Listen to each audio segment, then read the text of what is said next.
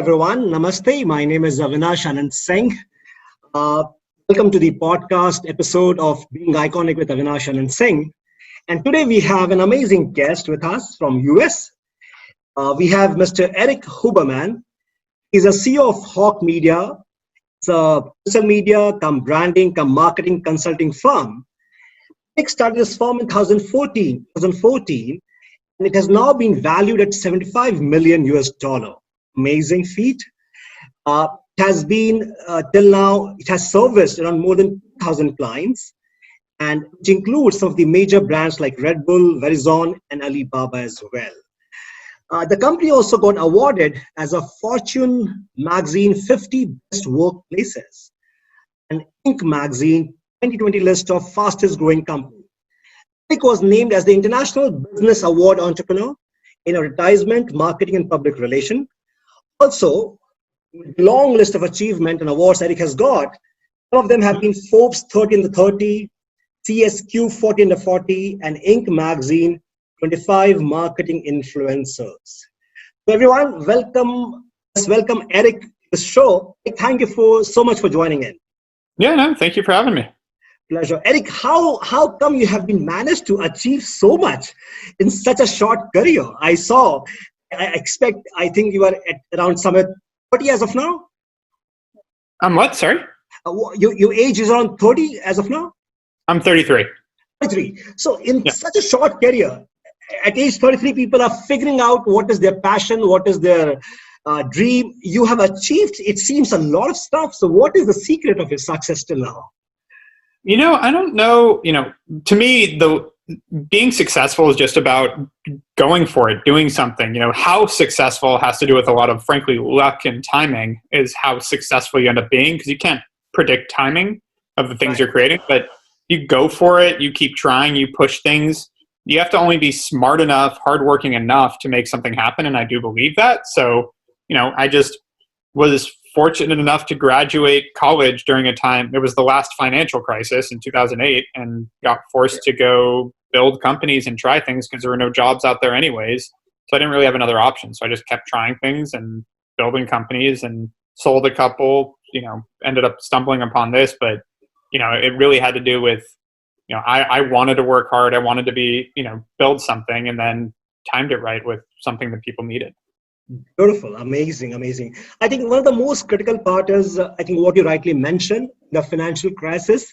When you hit a roadblock, like there's no job opportunity, suddenly you're forced to create something, right? Right. I see something happening same in this Corona time as well, times we are in right now.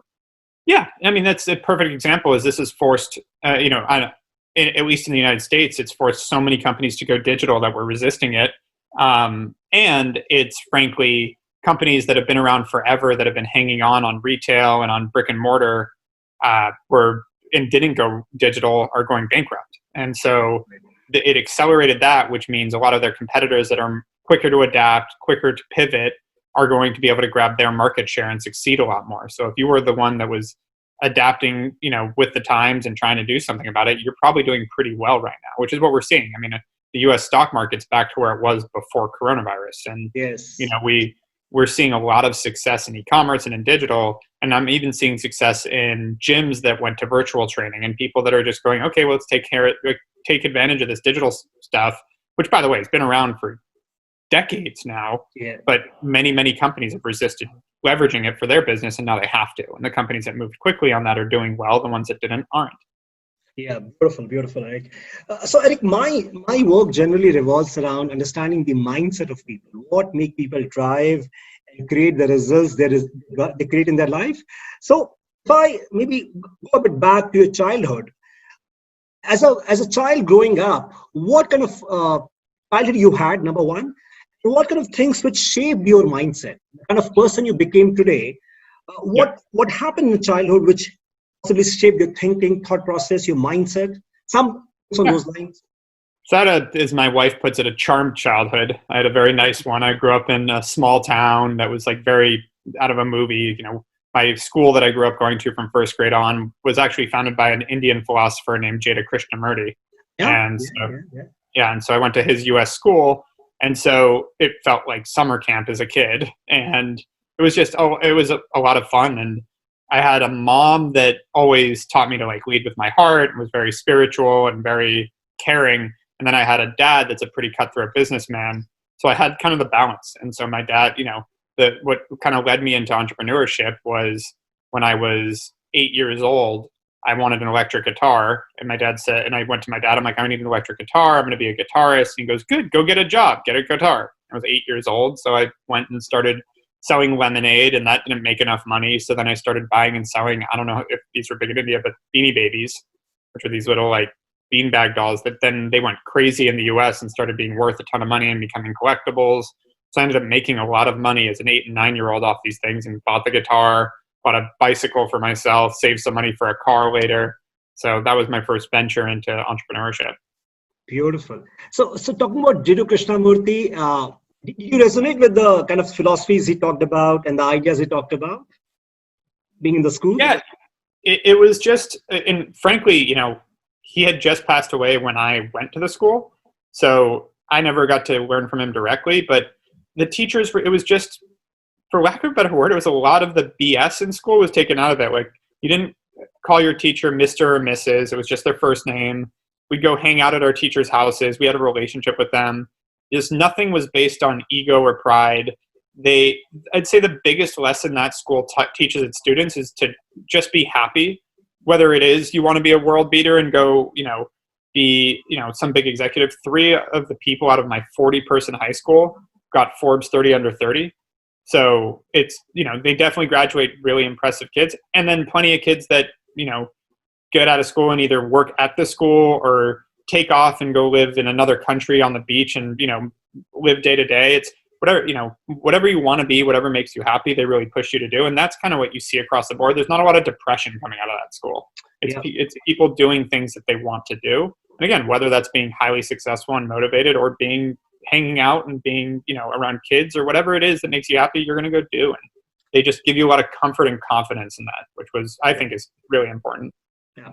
So taking a clue from what you spoke about, what is your idea of happiness today? Like we see in the world, people are driven by all kind of consummatory things, and obviously money has a role to play, and buying stuff and living a lifestyle has a role to play. What is Erik's idea of happiness? How define it? I don't think buying stuff makes anyone happy, just to be honest. I think it's like maybe a short-term dopamine hit where it's like, you're excited about your new toy or whatever it is. But, I've been around, my dad's very successful. I've been around a lot of successful people. They're no happier than my friends that have nothing. That's not what drives happiness. Now, whatever drives you personally and could drive happiness, but I think everybody's different, honestly. And you have to be truthful to yourself. I've been an entrepreneur for a long time. I've spoken a lot about entrepreneurship. And what I can tell you is, there's a whole side to it that most people don't want. Like when this coronavirus hit, a lot of my friends that have jobs were like, yeah, it's crazy. I just got to work from home. I'm working like half time because there's not a lot to do. I had to work harder than I've ever worked in my life to make sure that I didn't have to fire a bunch of people. I didn't make money during this whole pandemic. I lost money, meaning like I had to pay to work really hard is how that works out. And so that's the downside of entrepreneurship that happens. I mean, it's part of it. And there's a cliche line that I think is very valid, which is, work like most won't so you can live like most can't. But I can say like, I hit a threshold a long time ago where it's like, I can afford the dinners I want. I drive the car I want. I live in a decent place. Like I don't think more money is going to necessarily make me happier at this point. What does make me happy and why I like this is the challenge of building something bigger and bigger and growing something and learning every day and trying new things. Like I really enjoy that. And so that's why I do this. It's not because I want to buy a yacht or a private jet. And if that's what's motivating you, I can tell you the moment you do it, you're even if you get there, it's still not going to make you happy. Like they always say it's about the journey, not the destination. And I really believe that. So the other side of that is there's no shame in having a job too. I think that plenty of people can go to work. My stepdad said it to me when he was watching me first really go down the entrepreneurial path was there's no, know that when you get a job, you get to go home at night. Like if there's a problem in my business, I don't get to just go home like, well, I'll deal with it tomorrow. It doesn't happen.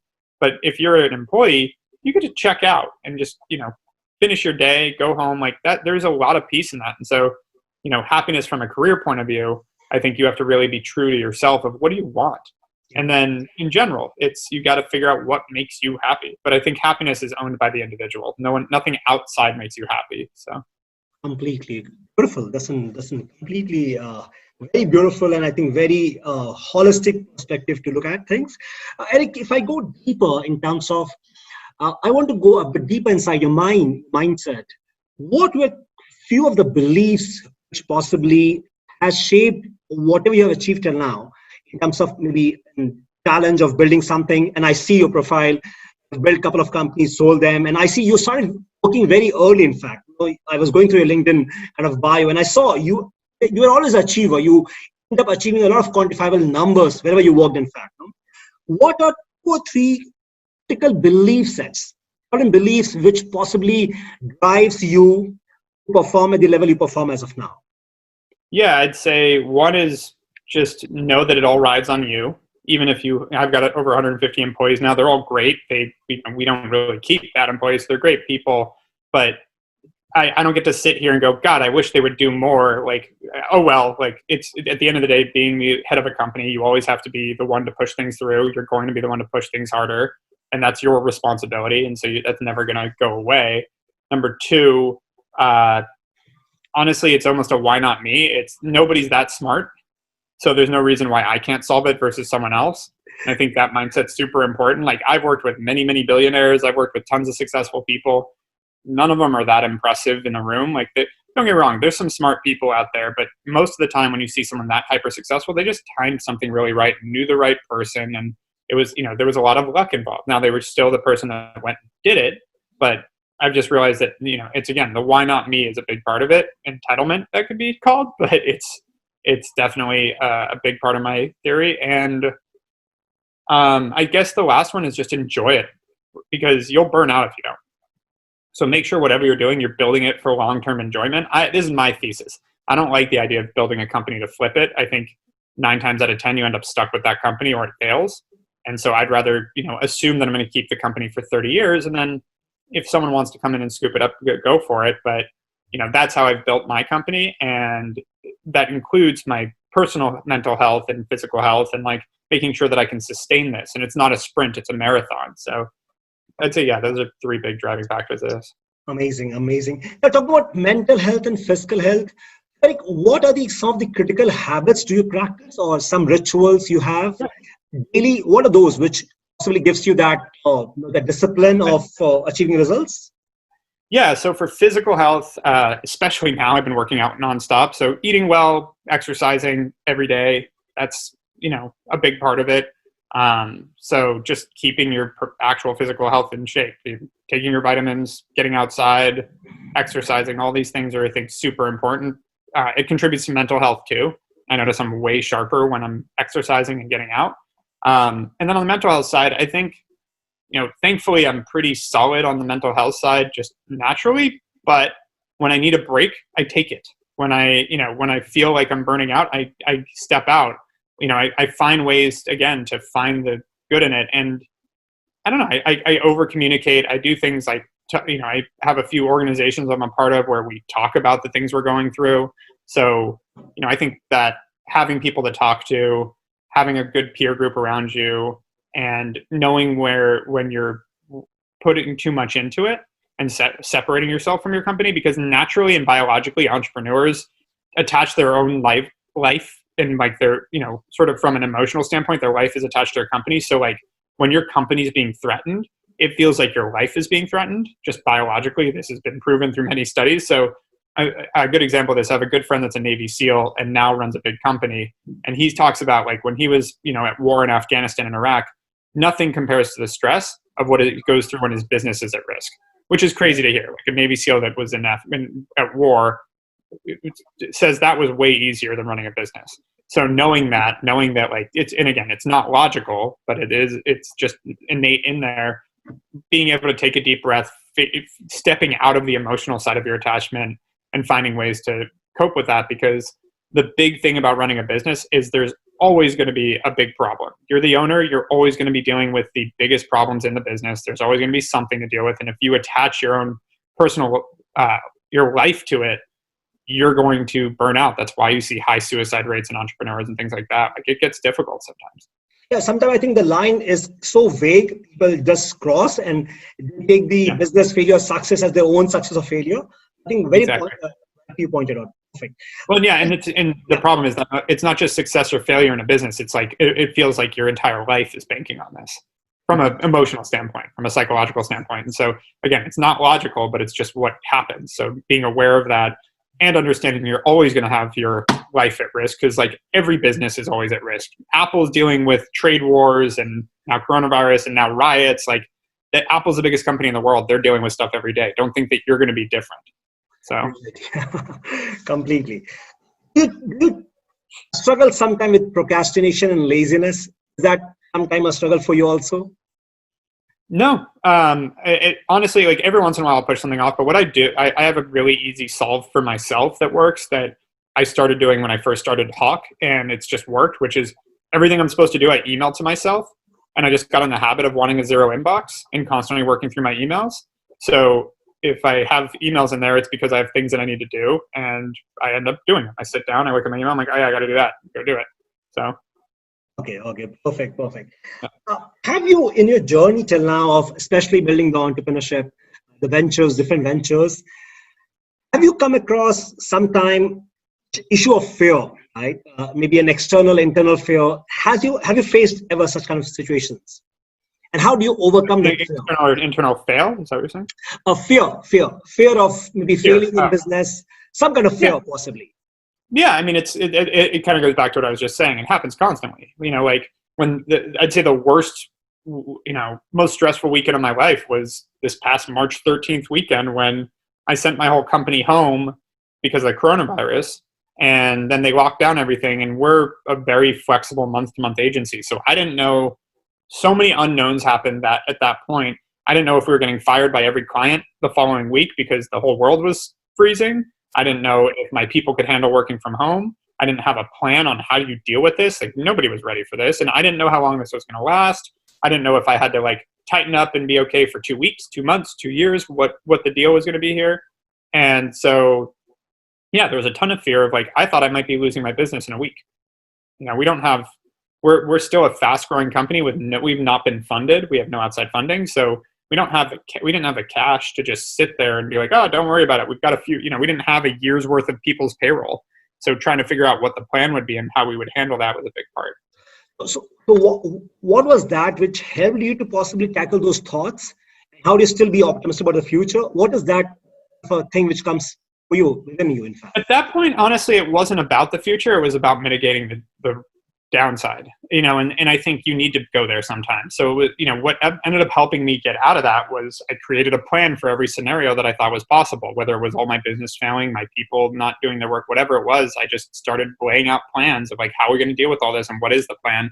And then I basically had triggers for each one. So it was like, if we lose this much business, we're doing this. If we lose this much business, we're doing this. If we don't lose business, we can just do this. Like, all those different plans I built in a few days, and the best I could. And then I basically committed, like we were okay. This was mid-March. We were okay for March. I knew that in March nothing devastating would happen, so I didn't have to make any decisions yet. Right. And I just basically said, March 31st, we're making a decision, whatever that looks like for our business.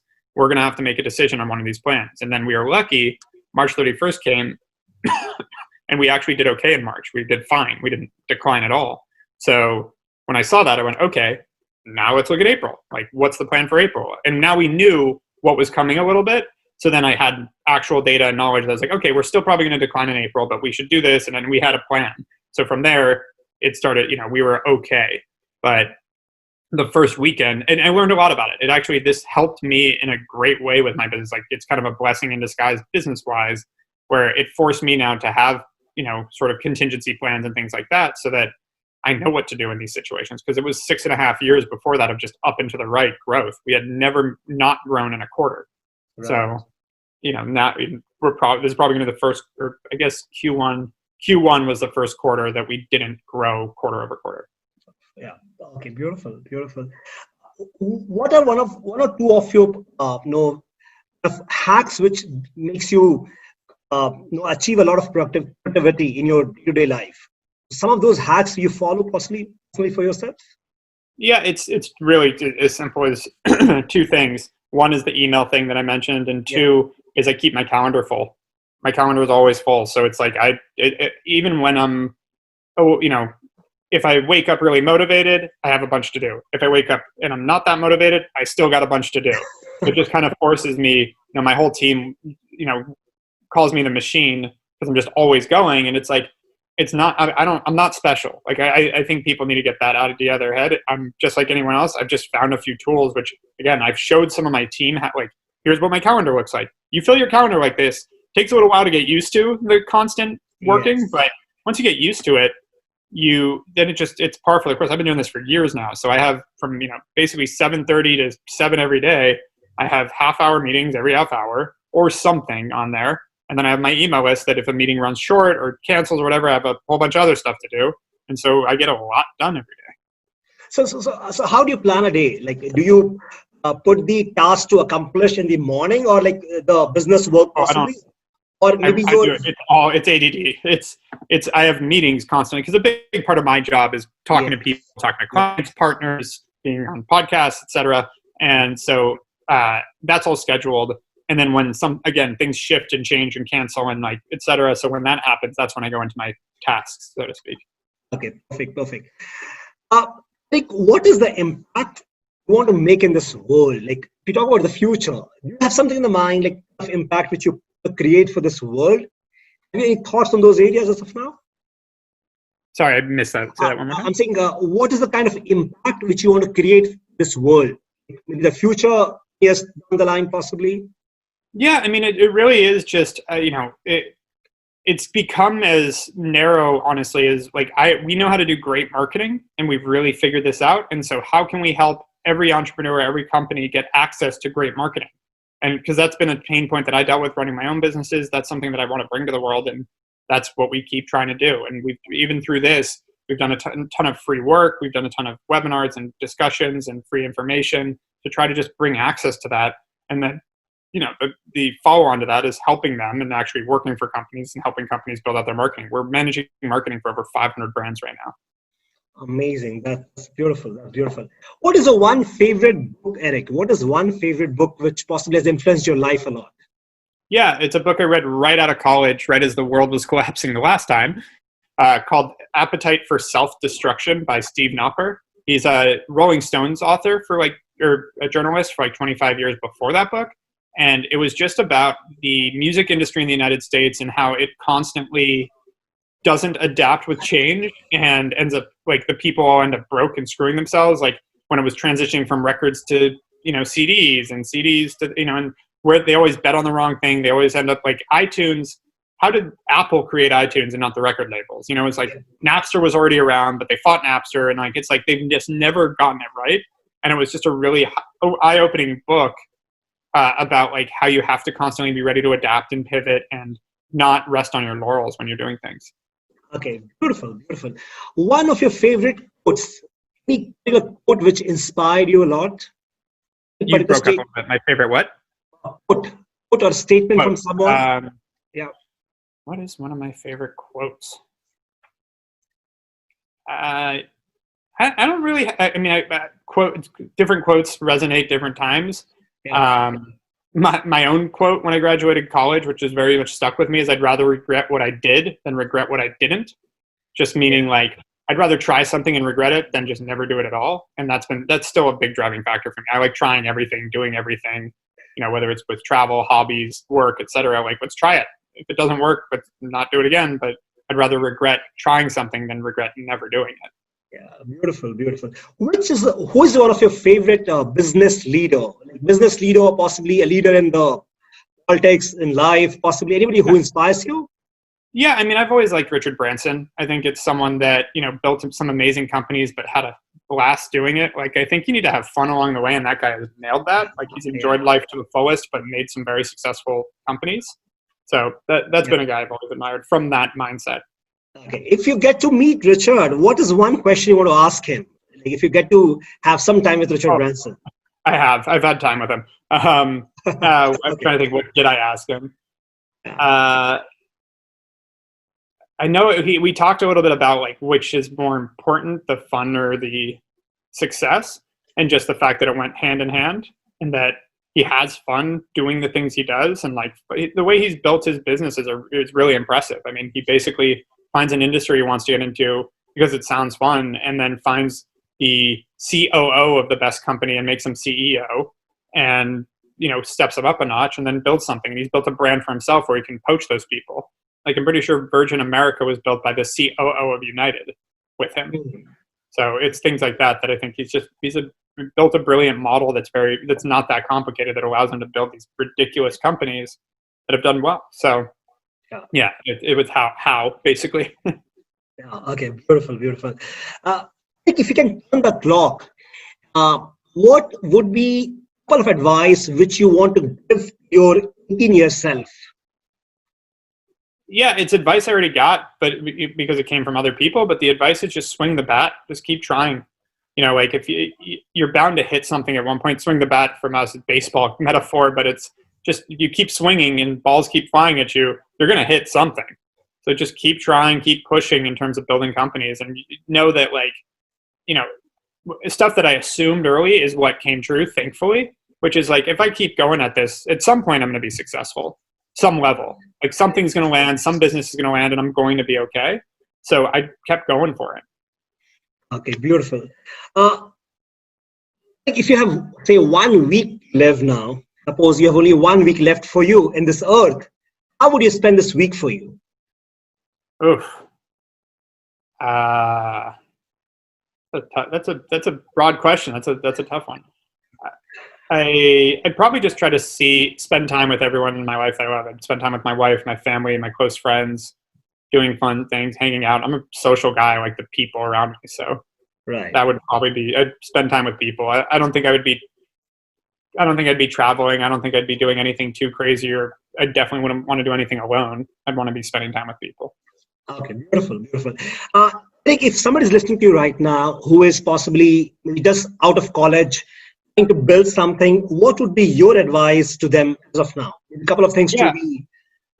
Make sure that you actually are the person to build your company. Like, you have to have a unique advantage, or it's going to be a big struggle. Like, you have to be placed. And so coming out of college and starting a company is really, really, really hard, because you probably haven't built the skill sets or the network to get it done. And don't get me wrong, there are people that are that good that do get it done, and there's things that are timed that well. But if you're building just another company, which is fine, like you want to build a fashion company, like you're not disrupting the entire world, you're just building a really cool company, that's fine. But just know what you're up against. People that have been doing this for 20 years that have every connection in the world to beat you, and it is a competitive landscape. So generally, unless you stumble into something, I went into entrepreneurship right away because there were no jobs. But I think the best thing to do is honestly work for other people, learn on their dime, whether that's during high school, during college, or after. And then at some point when you've developed enough skills to build your own thing, then do it, and connections and all the things you need for that. But you need to be able to build your company, because I see we have a venture fund too. Tons of young entrepreneurs approach us to raise money because they don't have their skill sets themselves to build their company. That doesn't work well. Yeah. How do you see networking as a possibly a process in terms of building something, a business? Do you see networking is a very important skill to have? Yeah, I mean, network is everything. And by the way, it's not networking like standing around getting business cards. You actually have to build relationships and get to know people, and they have to like you. Like, it's not, people. I see people use the buzzword networking as like show up at an event with a bunch of other people trying to network, exchange business cards, and stay in touch. And it's like, no, you have to have intention. You have to have. You have to be likable. You have to actually have something to offer, some value to offer. It's not just get a card and stay in contact and have a coffee. That's not networking. A lot of times I come across this question a lot. People say, okay, now we have met people. How do you build a relationship? What is that you do to build that relationship? Is it like call them up, possibly go and meet them? What is your secret of building a relationship? Provide value. Figure out what the person needs and try to help them. It is that simple. Like, if you have to find a way to provide value for people before you expect them to provide value for you. Like, that's, and sometimes you'll get someone that feels the same way and they'll give you something before you do too. Like, it goes both ways. But if you can do that, I constantly give people free marketing advice. I try to help them with connections, introduce them. Now I'm really well networked, so I try to connect a lot of people, and then they do the same thing for me. And it becomes sort of a walled garden where it's like I've built such a good network of people that I've helped and they've helped me that like we're constantly benefiting each other. It's really hard for my competitors to keep up. Okay, beautiful. Erik, what is one platform you see which is going to possibly dominate the market in the next few years on digital media side? What is one platform you see which is going to be heavy on? I think TikTok. I think TikTok's going to be really powerful for a while because it has some of the same experiences as Facebook or Instagram in terms of it's very passive. Like you can just watch and scroll, which is a perfect avenue for advertisers. If you're just bored and scrolling, that's when we want to advertise to you. Right. And so they're going to start making a lot of money. And I think they're going to be able to do a lot. Okay, beautiful, beautiful. It has been great, have been understanding you, your mindset, the way you have built up stuff. If one message, suppose the world is listening to you right now, entire world, and one message you want to communicate to people right now, what would be that one single message? Go for it. Get shit done. That's our marching orders. It's just, I think the big message is the difference between a successful person and an unsuccessful person is someone that just went for it and did it. And I'm not saying stop planning, stop talking about it, stop thinking about it, like do something and get things done and move the ball forward. And if you want to build a company, every day complete a task or complete parts of it so that you can move it forward. And you will realize that at some point, if you keep that mindset and keep doing things, you will end up with something that is some level of success. And that is the difference. How successful, again, has to do with some luck, but successful or not, I've seen has to do with just doing the work. Yeah, completely. Absolutely. Absolutely. Which is the platform for people to maybe reach out to you, connect you, the best platform or the most you're active on? I'm pretty active on them all. So on LinkedIn, Facebook, Twitter, Instagram, Erik Huberman, / @Erik Huberman. Very easy. Do we get to see any books coming from you in recent future? Yeah, we're working on one right now. So hopefully, end of the year timing is what we're actually have it published would be the hope. Beautiful. Erik, it has been a pleasure to interview you. I really love seeing your genuine and very authentic, grounded answers. And it's a pleasure to get this opportunity. I hope to again touch base with you sometime in future when possibly you have made covered more ground in terms of work and business, and possibly when we have moved a bit in the work as well. So Erik, thank you so much for joining in. It was a pleasure. And God bless you. Wish you all the best for your future, for your work as well. You too. Thank you very much. Let's take care.